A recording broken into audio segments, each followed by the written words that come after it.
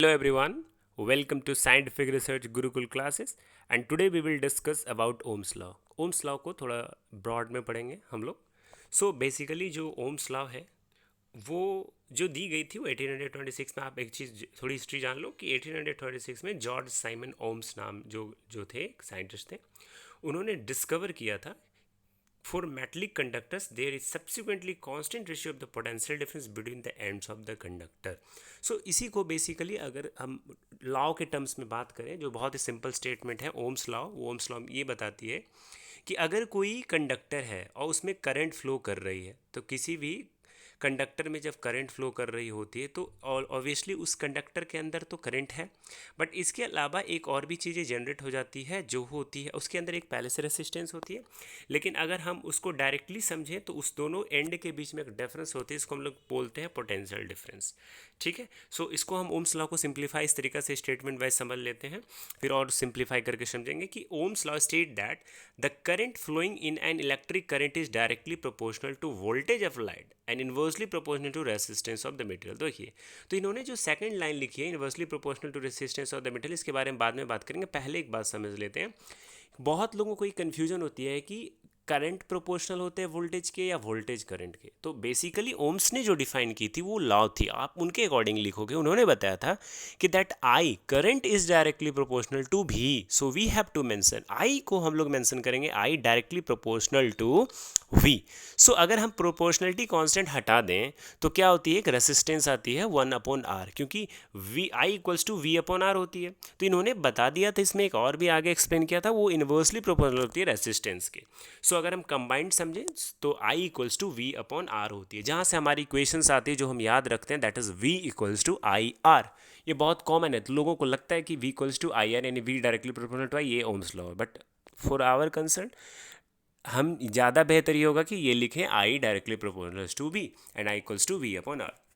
ठीक है. तो अब आप यहाँ से देख सकते हो कि वोल्टेज से डायरेक्टली प्रोपोर्शनल है करंट, यानी करंट जो है कैसे डिपेंड करिए, वोल्टेज के इंक्रीज करने से इंक्रीज करेगी वोल्टेज, तो करंट इंक्रीज करेगी. लेकिन जब रेसिस्टेंस इंक्रीज होगी तो करंट एक्चुअली उसमें डिक्रीज हो जाती है, क्योंकि आई जो होती है इनवर्सली प्रोपोर्शनल होती है रेसिस्टेंस. ओके.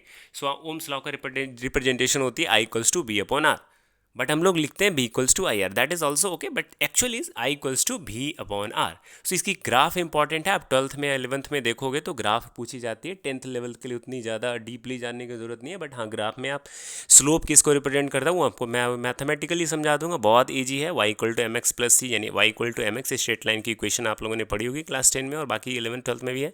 ओके. सो आगे देखते हैं. यहाँ पर ओम्स लॉ जो एक्सप्लेन करती है किसके स्टेटमेंट को, कि current varies directly with applied voltage. So current directly varies करेगी. आप देख सकते हो I directly varies with V. So वही बताया गया है कि अगर देख लो आप वोल्टेज को इंक्रीज करोगे तो करंट इंक्रीज होगा. और करंट जो होती है वोल्टेज के डायरेक्टली होती है, लेकिन रेसिस्टेंस के इन्वर्सली प्रोपोर्शनल होती है, क्योंकि आप देख सकते हो यहाँ पर I equals to V upon R है, तो अपॉन आर है आई मीन्स 1 अपॉन आर है, ऐसा देख सकते हो V into 1 upon R. So resistance के तो करंट इन्वर्सली प्रोपोर्शनल हो गई ना ओम्स लॉ में.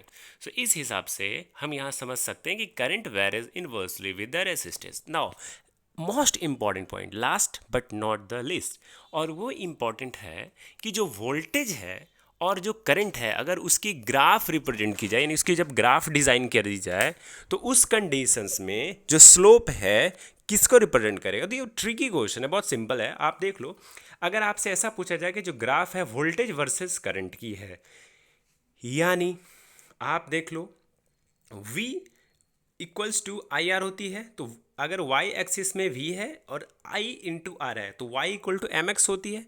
तो y के जगह पर हो गई वोल्टेज, m होती है स्लोप और x हो गई करंट.